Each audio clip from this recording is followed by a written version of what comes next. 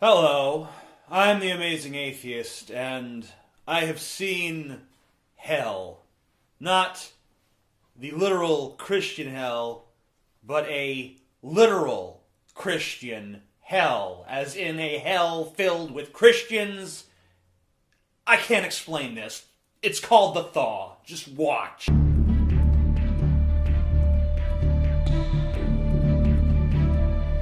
Christianity is being completely frozen out of America.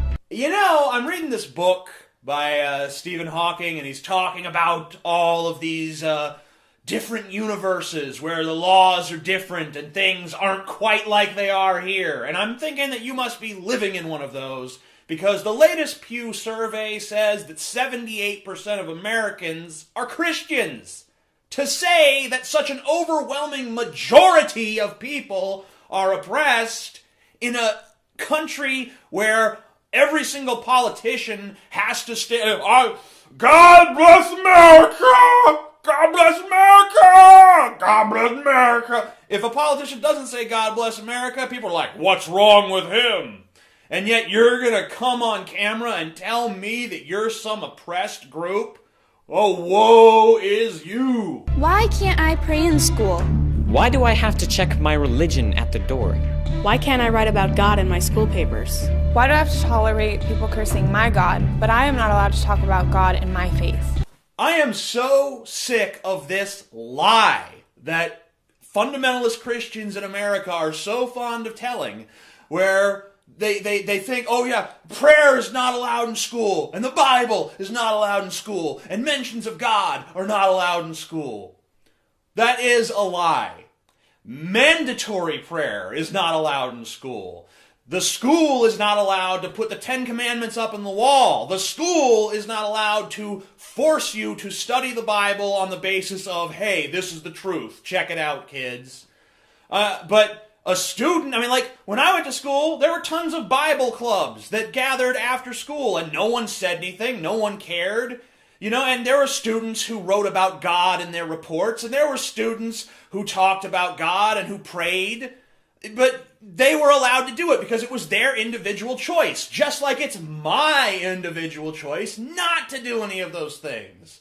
Doesn't it make more sense for everyone to have their own choice about what sort of spiritual things they're going to do rather than having it mandated? Why are they taking God out of my history books? Because he doesn't exist. Maybe that's why. Maybe if you want to read a book about God, you should read the Bible. Why do they teach every other theory in science except creation? Because it's not science. In science class, there's this tendency for the curriculum to be oriented around science. And the fairy tale that we were created by a magical floating bearded patriarch who's like, I feel like creating a world today because I'm all fucked up on crack and booze. So might as well just sculpt ourselves a little planet. Put it around the sun, and hell, I'll just throw some stars in the sky. Doesn't matter. Those are easy. I could build those. And cosmos. Just put that together. But this one little rock, I'm going to spend 7 days building this because this is important. I'm going to put some monkeys on there. Why am I called names because I believe in marriage the way God designed it? Aw. What kind of names do they call you? Moron? Dipshit? Asshole, bigot, cretin? Because those all seem like, what's the word I'm looking for? Accurate. I mean, you're the one who's trying to impose your religious beliefs on other people. You know, don't you understand that it's your religion and therefore you have to follow its rules? Other people don't have to follow its rules. I mean, that's like saying, hey, we're the crazy wear porcupines on your head club. And they walk up to you like, why aren't you wearing a porcupine on your head? It's like, because I'm not in the fucking crazy wear porcupines on your fucking head club because it's fucking stupid. Some even call us hateful, Hypocrites, unloving, close-minded, bigots. Yeah? What's the problem? That all seems accurate to me. Why can't Tim Tebow praise God after making a touchdown without causing a national uproar? Tim Tebow was beloved by most people. There was a few people like me who said he was an asshole, but the vast majority of Americans were like, yeah, Tim Tebow, woo! The football coach at Ridgeland High School in Georgia was investigated by the school board. Did he abuse a student? Is he a terrorist? He allowed local churches to feed his football team.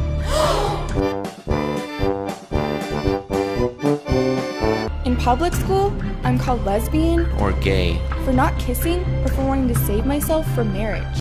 Save yourself for marriage? What is this, 1680? Does your father get a dowry too? How much are you worth? 7 goats and 15 pigs and a couple of chickens? In public school, people are rude and disrespectful towards Christians. Bullying is common.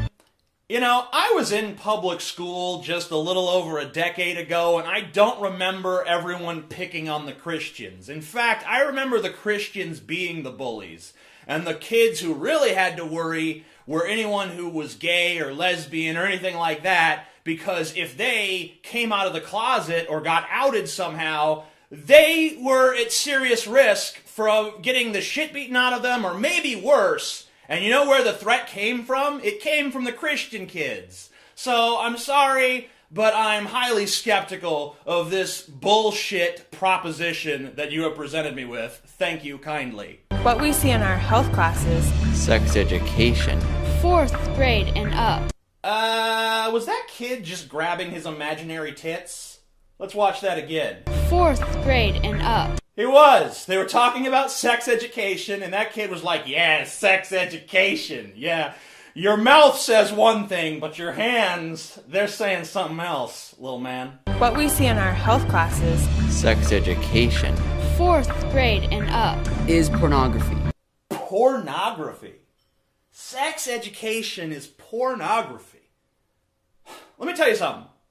If you can jerk off to this, then you are so easily aroused that you would probably cum in your pants if you saw a girl eating a hot dog. People make fun of me because I don't believe in abortion. Oh, you poor child. People make fun of you because you don't believe in reproductive rights? What a miscarriage of justice. Get it?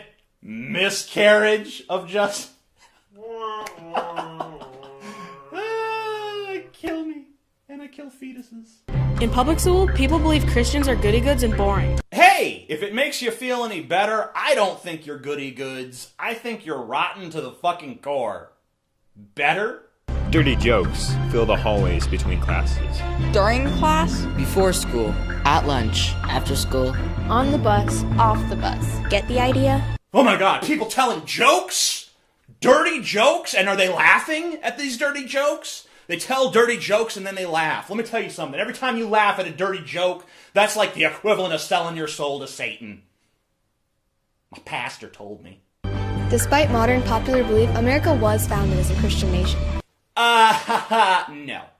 Thomas Jefferson was a deist who edited all of the miracles out of the Bible.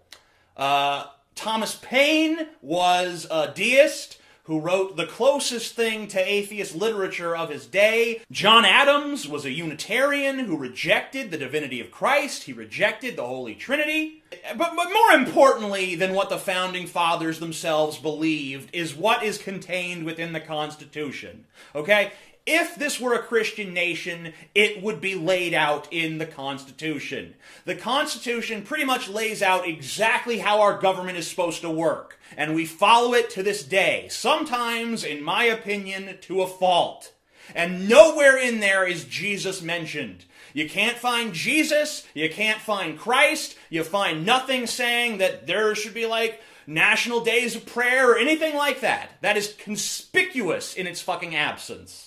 If we were a Christian nation, it would have been laid out in the Constitution, just like everything else. No one would dare not to stand, place their hand over their heart, and recite the pledge. Oh my god, this kid thinks his heart is located right here. You can tell he was homeschooled. America was once a force for good. Oh yeah, America. America was a force for good. Yeah. let's ask the Indians about that. The Indians we slaughtered. Ask them about the Trail of Tears.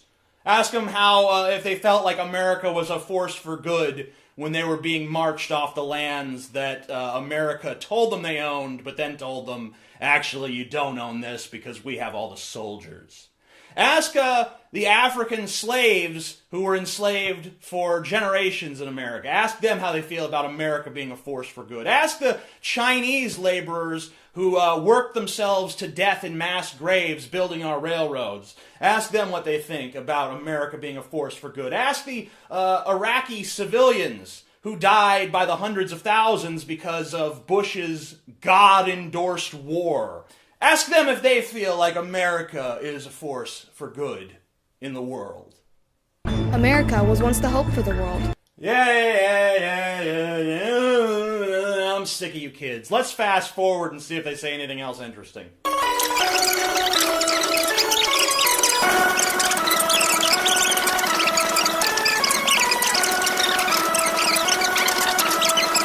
We are an army. Christ is our commander. We are an army, and Christ is our commander. Well, Christ is dead. He's been dead for quite some time now. So I would imagine you'll actually be taking your orders from Karl Rove. We are an army. Christ is our commander. His will is our charge. We are impacting our friends, our families, our community, our state, our country. We are in a war for the hearts and souls of our generation. And we know it. Yeah. In the timeless words of one of my favorite cartoon characters, Eustace Bagg, blah, blah, blah. I'm the Amazing Atheist. If you like this video, click here on the jiggly man titties to subscribe to my beautiful channel and watch all of my wonderful content. And you can follow my amazingness on Tumblr and Twitter and Facebook. And if you like this video, you should comment on it, let us know what you think, and you should rate it. Even if you think it sucks, you should give it a thumbs up, because, you know, just for fun, you know, because what's the point in the down? Down, that's bad. No. Up. Do it.